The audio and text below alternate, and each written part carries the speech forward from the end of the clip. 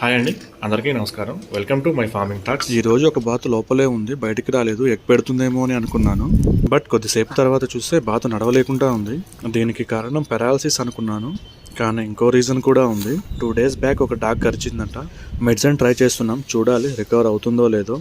నేను ఫ్యూచర్లో మిశ్రమ వ్యవసాయం చేద్దామని అనుకుంటున్నాను, అంటే మిక్స్డ్ ఫార్మింగ్. సో అందుకే అన్నిటి గురించి రీసెర్చ్ చేసి ఓన్గా 3-4 months ట్రయల్ చేసి నాకు ఓకే అనుకున్న తర్వాతే స్టార్ట్ చేస్తున్నాను. మన ఫార్మింగ్ లో ఇంకో అడుగు వేసి ర్యాబిట్ ఫార్మింగ్ చేద్దామని అనుకుంటున్నాను. చాలా మంది చాలా చెప్పారు, మంచిగా ఉంటుందని కొందరు చెప్పారు, లాస్ వస్తుందని ఇంకొందరు చెప్పారు.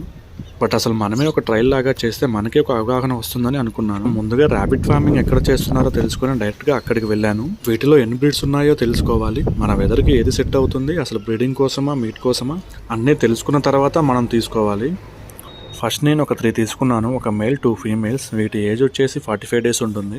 ఫస్ట్ రోజు చాలా భయపడ్డాయి, ఈవినింగ్ వరకు ఫీడ్ కూడా తీసుకోలేదు. తర్వాత నెమ్మదిగా అలవాటైంది. కావాలని చిన్న సైజ్ తీసుకున్నాను. అసలు చిన్నప్పటి నుండి వాటి ఫుడ్ ఏంటి, వాటి బిహేవియర్ ఎలా ఉందో తెలుసుకోవచ్చు, వాటికి వచ్చే డిసీజ్ కూడా తెలుసుకోవచ్చు అని.